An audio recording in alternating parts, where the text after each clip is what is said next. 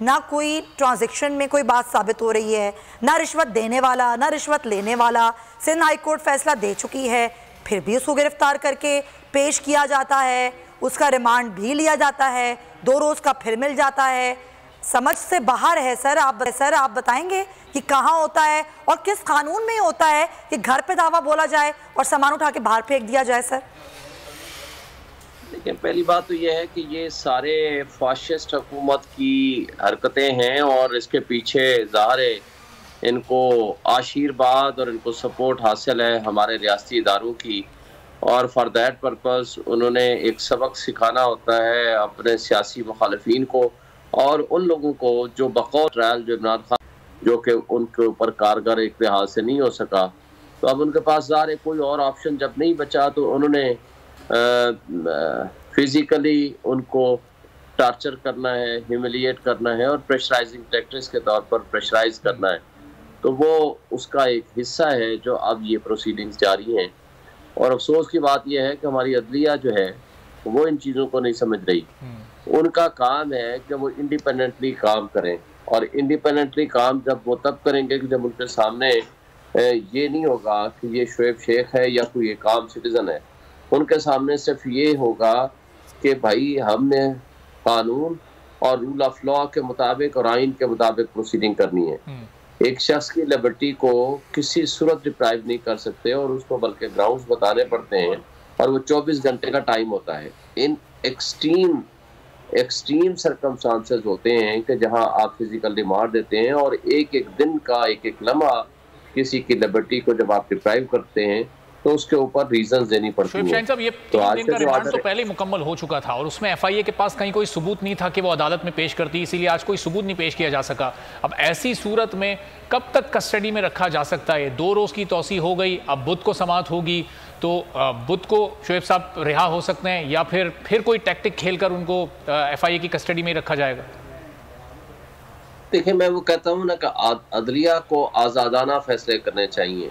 अदलिया को कम से कम इन प्रोपेगेंडा से, इन रियासी इदारों की दहशत गर्दाना रवैयों से और फाशिस्ट हरकतों से बालातर होना चाहिए और उनको किसी जोर ज़बरदस्ती या प्रेशराइज में नहीं आना चाहिए, और उनको देखना चाहिए कि क्या वो रीजंस हैं। क्योंकि रिमांड का मकसद होता है कि कोई ऐसी इंफॉर्मेशन जो वैसे रूटीन में आप नहीं दे सकते, क्योंकि वो तो जुडिशल रिमांड में जाकर के भी ये तफ्तीश जारी रख सकते हैं, उसके लिए तो कोई ज़रूरी फिजिकल कस्टडी नहीं होती।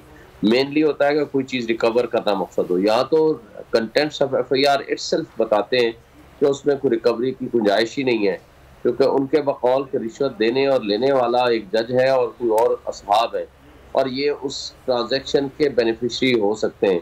तो भाई बेनिफिशरी से तो कुछ नहीं आपने निकालना ना, और बेनिफिशरी का सेकेंडरी रोल होता है। और अगर कंटेंट्स ऑफ एफआईआर कोई देखे जाएं तो जो असल एक्टिव किरदार हैं उनमें से तो किसी एक बंदे को ना पकड़ा, ना वो सामने है, ना किसी की एविडेंस है, ना कोई चीज़ है, ना कोई रिकवरी है, ना कोई मकसद है। तो असल में तो ये मलाइन करना है ना जी, असल में तो डिफेम करना है, असल में तो इनको सजा देनी है इनके हक सच का साथ देने की। और वरना 2018 की इंक्वायरी को जो कि उस जमाने में ख़त्म हो चुकी थी, आज कैसे उसको रीओपन कर सकते हैं, कैसे उसकी बुनियाद पर प्रोसीडिंग्स कर सकते हैं, और किसी को एक सजा के तौर पर, ये एक सजा के तौर पर, और वो सजा हालांकि कानून कायदे के मुताबिक सजा होती है ना, लेकिन रियासी इदारे इस्तेमाल हो रहे हैं हमारे पोलिटिकल लोगों के हाथों में। तो यही वजह है कि जिसकी वजह से हमारे मुल्क का जो रूल ऑफ लॉ का इंडेक्स है वो बहुत पीछे चला गया। तो शोएब शाहीन साहब, इसका मतलब ये एफआईए या इस तरह का कोई भी और कानून नाफिज करने वाला इदारा वो जब चाहे किसी को भी उठा सकता है, उस पर कोई भी एफआईआर काट सकता है। 7 साल पुराना केस है जिसमें ऑलरेडी बरियत हो चुकी है, इसके ऊपर भी एफआईआर साल बाद इनको याद आ गया है, पहले तो वो साल बाद इनको वैसे उठा के ले गए, इसमें ऑलरेडी बरियत हो चुकी है, जैसे कई और लोगों का हवा किया जाता है। लेकिन चूंकि जब ये बोलने आवाज उठाई, मीडिया ने आवाज उठाई, जब कहा, तो सब्सिक्वेंटली जाकर एफआईआर काट दी गई। अदरवाइज तो इनका मकसद तो कुछ और था। इनका मकसद ये नहीं था कि वो कानून कायदे के मुताबिक एफआईआर दर्ज करके तो फिर आगे प्रोसीड करें। ये एफआईआर तो सिर्फ एक बहाना है, पर्पस तो इनको हवा करना, इनको प्रेशराइजिंग टैक्टिक्स में लाना और इनके खिलाफ इनको एक लिहाज से मलाइन करना है। मलाइन करने का सर मकसद। फिजा आपसे कोई सवाल करना चाह रही हैं शोएब साहब? जी फिजा। जी जी जी, थैंक यू सुमैया। जी जी, शोएब शाहीन साहब, मैं ये जानना चाह रही हूँ कि ये जो बाकी लोग हैं जिनको अब शामिल तफ्तीश करने का कहा गया है, तो मतलब किसने रिश्वत दी, किसको दी, उनको पकड़ते, उनको गिरफ्तार करते। शोएब साहब को गिरफ्तार किया, इंतहाई सस्पेंस जैसा मूवी का कोई सीन होता है कि पहले पता ही नहीं था, वो वहाँ पे पेशी के लिए जा रहे हैं और आगे से उनको गिरफ्तार कर लिया जहाज में से, वो भी देखे ना बड़ा सस्पिशियस एक एक्ट कंसिडर हो रहा है। उसके बाद फिर ये इनका होमवर्क क्या था, इतना वीक होमवर्क था, इतना कमजोर होमवर्क था कि कुछ साबित नहीं कर सके। 4 दिन हो गए इस बात को, 3 रोज का जिस्मानी रिमांड था, वो 2 रोज मजीद ले लिया गया है। अब ये जो बाकियों को शामिल तफ्तीश किया जाएगा, कोई फोन ना उठाए, कोई अभी ना आए, तो क्या मतलब इसमें इनको रगड़ते रहेंगे, टॉर्चर करते रहेंगे ये ज़हनी तौर पर? देखिए, मकसद तो ये था कि जब आपके पास 2018 से लेकर 2023 तक आपने क्या डेवलपमेंट की है, ये आज की डेवलपमेंट नहीं बतानी इन्होंने बतानी है 2018 को इंक्वायरी की थी, 18 से आज तक 6 सालों में आपकी क्या कारकर्दगी है। बेसिकली पर्पस इनका ये था ही नहीं, ये केस था ही नहीं, इनके पास एविडेंस थी ही नहीं, इन्होंने ड्रॉप कर दी थी वो प्रोसीडिंग। क्योंकि अगर प्रोसीडिंग्स के मुताबिक चलना होता तो ये 2018 में पर्चा देते, 2018 में एक दिन के मुताबिक प्रोसीडिंग करनी होती है। ये तो उनका मकसद ही नहीं था, लेकिन उनको तो उठाना था, उनको तो सबक सिखाना था। सबक सिखाने के लिए उन्होंने ये पर्चा दे दिया। अब उनके पास अब कह रहे हैं कि जी रोज एक नया बहाना लेकर आते हैं ना, कि जी बंदे गिरफ्तार करने हैं, कि बंदे इसकी कस्टडी में हैं, ये उनका आका है या उनका शहंशाह है या ये इसके जेर असर हैं, जेर कफालत हैं, ये उनका इनकी कस्टडी में बैठे हुए हैं या इनसे पूछ के वो जिंदगी गुजार रहे हैं, तो इनके साथ तो उनका कोई ताल्लुक वास्ता ही नहीं है ना। लेकिन ये तो सिर्फ हीले बहाने हैं और अदलिया के ऊपर अफसोस है कि वो इन चीज़ों को, इन हीले बहानों को बगैर कुछ स्ट्रॉन्ग रीजंस के किसी की लिबर्टी को डिस्टर्ब कर दिया और डिप्राइव कर दिया, वो नहीं होना चाहिए था जी। और ना सिर्फ ये, शोएब साहब, जिस तरीके से आपने खुद कहा कि मिलाइन किया जा रहा है, प्रेशराइज किया जा रहा है, ये जो इस तरह के केसेस होते हैं, 2018 का एक केस दोबारा खोल दिया जाए, ये मकसद क्या होता है इनका? जब एक बरियत हो चुकी होती है तो दोबारा से केस खोलना, दोबारा से तफ्तीश करना, उसके बावजूद भी कुछ ना मिलना, ये केस खारिज नहीं होते, ख़त्म नहीं होते बरियत के बाद भी? देखिए, उसूली तौर पर तो ये ख़त्म हो जाना चाहिए था ना, और ख़त्म था। लेकिन अगर ये रिजीम चेंज का ड्रामा ना होता या किसी और जरिए से ये इनको सबक सिखाना मकसद ना होता, तो ये तो कभी किसी ने पूछना नहीं था। ये कोई रूल ऑफ लॉ तो है नहीं यहाँ।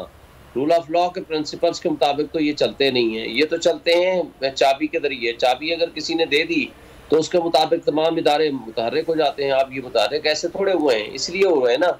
ये इनसे कोई पूछे या बता दें, ये 2018 की इंक्वायरी को 2023 में आपने FIR दर्ज कर दी है और आज तक क्या एविडेंस कलेक्ट किए।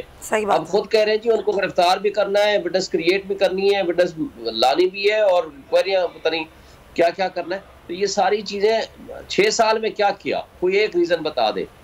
तो मेरा ख्याल है कि कोई ऐसी वजह नहीं है। और जब स्पेशली जब वो एक बंदा अदालत में आ रहा है, अगर आपको इतना शौक है, आप FIR काट दो, उसको डिफेंड करने का मौका दो, वो अदालत में जाए, बेल बिफोर अरेस्ट अपनी करे, आप एविडेंस कलेक्ट करो और अगर आपके पास एविडेंस है तो आप प्रोसीड करो, आप सजा दिलाओ। जो मेन केस था उसमें तो बंदा एक्विटल हो गई, उसे हाई कोर्ट ने फारिग कर दिया। लेकिन अब बाकी जो चीजें हैं ये तो सिर्फ ऐसे ही बदनीयत पे मबनी रियासत को इस्तेमाल करना है against the civilian citizens of Pakistan.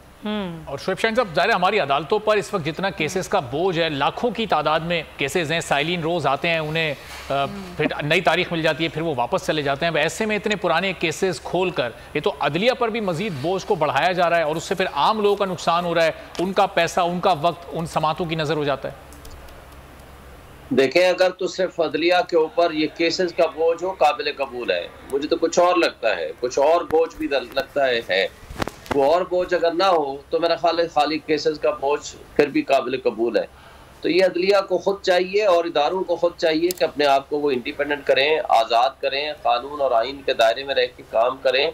और जो इनसे पूछें, इन इदारों से, इस FIA से कि जिसने ये पर्चा दिया है कि भाई तुम 2006 से 18 से लेकर 6 साल में बिल्कुल सही, वाकई पूछा जाना चाहिए। शोएब शाहीन साहब हमारे साथ रहिए। अभी नाज़रीन को बताएं कि बोल के कोच शोएब शेख जो इस्लामाबाद अदालत में पेश हुए आज, और इस मौके पर